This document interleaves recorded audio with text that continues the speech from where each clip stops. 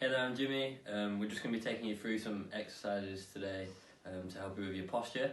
If you've been sat at a desk or if you've been sat down for long periods of time, we're just going to help you out with that today. So the first exercise we're going to go through is just working on loosening up the chest. So if we're sat at a desk, we might have a rounded posture. So it's just to loosen off the chest, and then we're going to go through some active movement exercises to help strengthen the upper back muscles, just to bring us out of that rounded posture. So the first exercise we're going to go through, if you've got a golf ball or a hockey ball or a lacrosse ball or even a tennis ball really, is just working into sort of the pec region, so pec minor or pec major.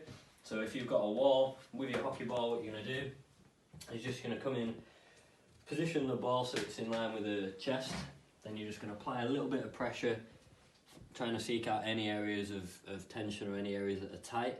Once you've found that position, you can hold it there or just move back and forth on it.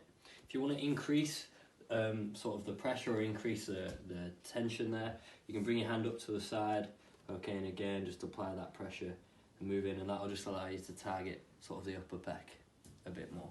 Then once you've done that, hopefully you should feel it loosen off a little bit, and then we can go through some active movement exercise and get a little bit more out of that. Okay then guys, after releasing the tissue with the lacrosse ball or your golf ball or whatever, it's a good opportunity now to actually get a good stretch through that area. So we're going to show you a couple of them. So the first one we've got, you can do it either using the wall or using a doorway. Okay, just bring your arm up to around sort of 45 degrees, okay, up above you. Then from there you can just step through and rotate away. Now when you do this stretch, okay, ideally you want to feel it sort of in the pec area. If you're feeling it in the shoulder, then you're probably not getting the most benefit out of that stretch. And safer alternatives to sort of get the same stretch is to bring your arm to 90 degrees, okay, so your elbow's a little bit more supported.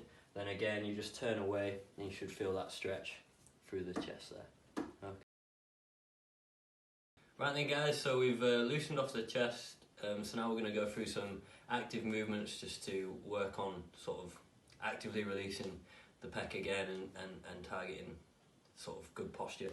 So what we're going to go through is some scap slides. So the easiest position to get yourself in is to come down on the floor, bring your legs to around 45 degrees, and what that should do is help you get rid of that arch in that back.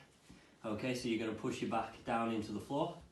From there you're going to bring your arms up to the sides, trying to get 3 points of contact, so back of the wrist, elbow, shoulder on the floor. Then from there you're just going to extend up as far as you can, trying to avoid if you've got a door in the way.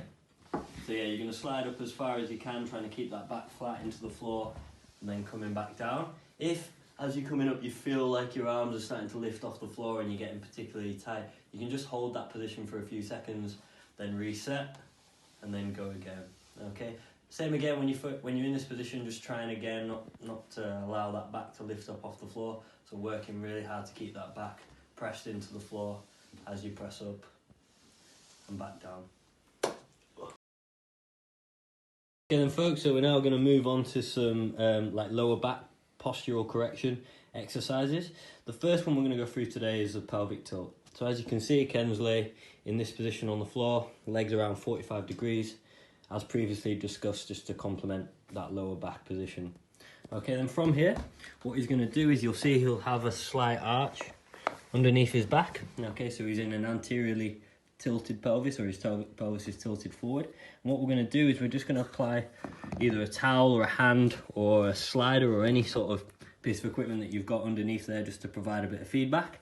And then from there we're going to get him to contract his abs and push down into that object. And what he's doing when he's doing that is he's just posteriorly tilting his pelvis and getting rid of that lumbar curvature.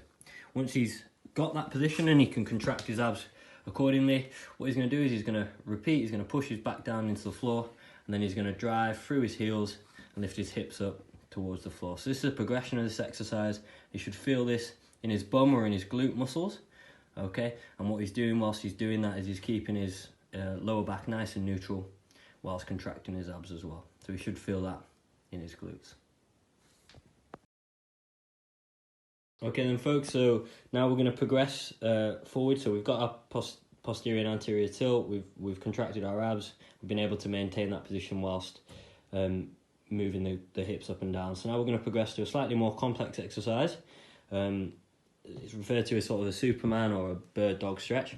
So again, you're going to adopt a 4-point position on the floor, as you can see here with Ken.